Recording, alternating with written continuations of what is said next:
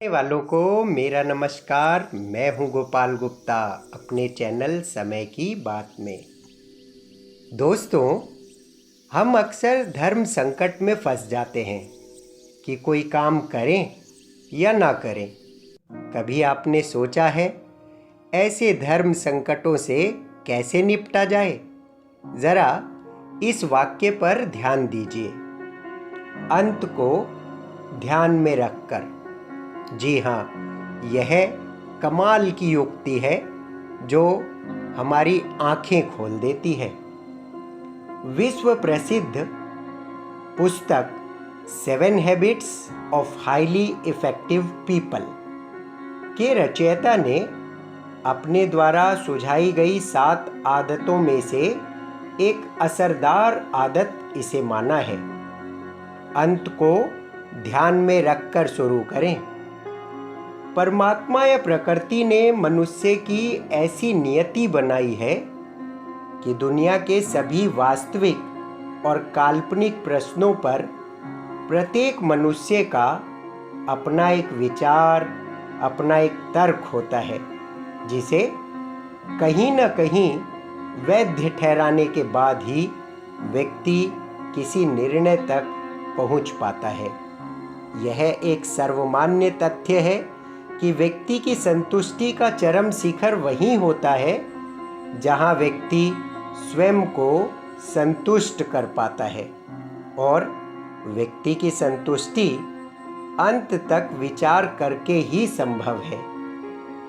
ऐसी पृष्ठभूमि में सवाल ऐसे माँ बाप से है जो लिंग परीक्षण कराते हैं केवल इसलिए कि लड़की न हो जाए, गर्भपात जैसा कदम उठाते हैं। सवाल उन डॉक्टर्स से भी है जो ऐसा करने को तैयार हैं।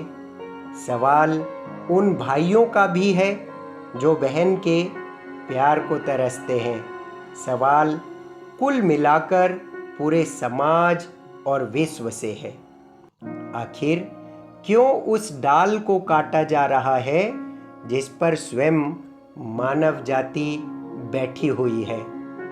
लिखते लिखते जब विचार उस अजन्मी बच्ची का आया तो दिमाग में उठने वाले विचारों की श्रृंखला का जैसे कोई अंत ही समझ नहीं आया, और मन एक ऐसे कल्पना जगत में चला गया जहां उस अजन्मी बच्ची का साकार रूप देखने को मिला।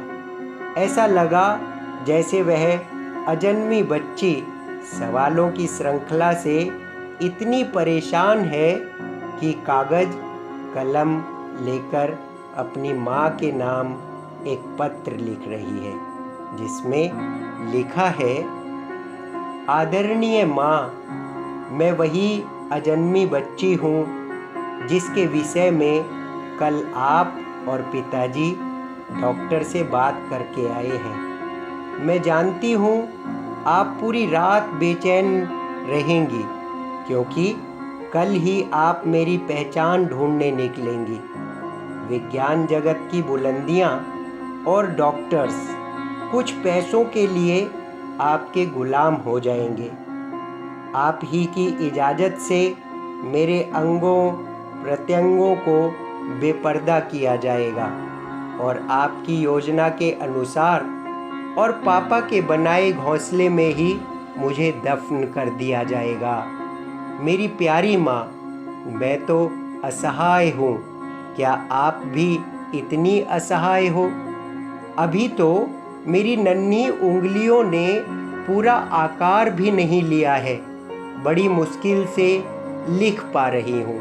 माँ, मुझे अभी तो खुशखबरी मिली है कि मुझे बड़ी मीठी आवाज़ मिलने वाली है।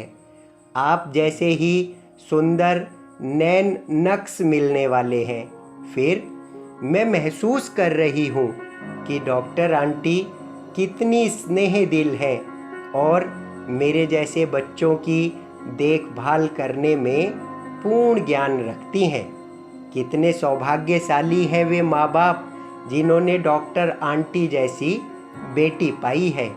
माँ, मेरा वादा है कि मैं भैया की अपेक्षा कम पैसे से ही पढ़ लूँगी।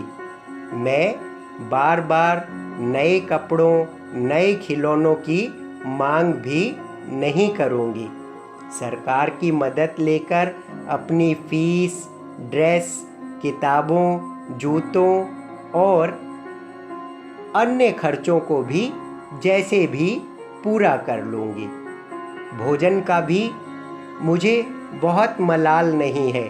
दोपहर का भोजन भी सरकार से ले लूँगी।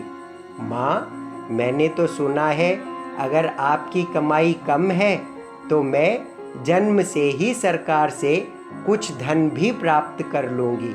माँ, मैं आपको विश्वास दिलाना चाहती हूँ कि जन्म लेने के बाद मैं आपके सपने पूरे करने में अपना पूरा जीवन लगा दूँगी। माँ, मुझे बचा लो माँ, माँ मुझे बचा लो माँ। इस पत्र के साथ ही उस अजन्मी बच्ची की तेज होती जा रही चीखों ने मुझे कल्पना जगत से बाहर खींचा और मैं सोचने लगा इसके बाद क्या होगा। क्या माँ यह चिट्ठी पढ़ेगी? क्या स्नेह दिल समझी जाने वाली आंटी एक चीख को सुन सकेगी? क्या एक भाई जन्म लेने के बाद अपने हिस्से में से कुछ हिस्सा उसके साथ बांटेगा? क्या ये समाज समान योग्यता और क्षमताओं के अनुरूप पुरुष के समान स्त्रियों को भी समान सम्मान देगा? जब व्यवहारिक जगत के आंकड़ों पर ध्यान गया तो लगा माँ तो इस चिट्ठी को पाकर भी नहीं पढ़ेगी। डॉक्टर आंटी का स्नेह पैसे की बाढ़ में बह जाएगा। ऐसी परिस्थितियों में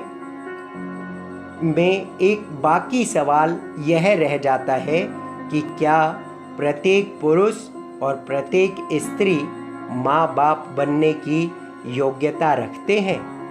वे अंत को ध्यान में रखकर शुरुआत क्यों नहीं करते? ऐसा करते समय इस अंत को ध्यान में क्यों नहीं रखा जाता कि अगर हर कोख से जन्म लेने वाला बच्चा लड़का ही होगा तो अंत किस रूप में सामने आएगा? कैसा लगेगा एक समाज जहां केवल लड़के ही लड़के होंगे?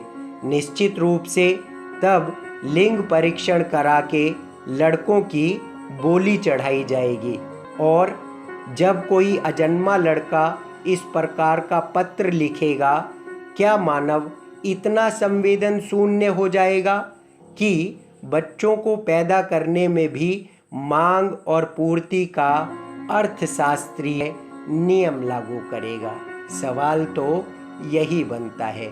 सवाल के जवाब की आशा के साथ लेता हूँ विदा। मिलूँगा फिर एक नए विषय के साथ। तब तक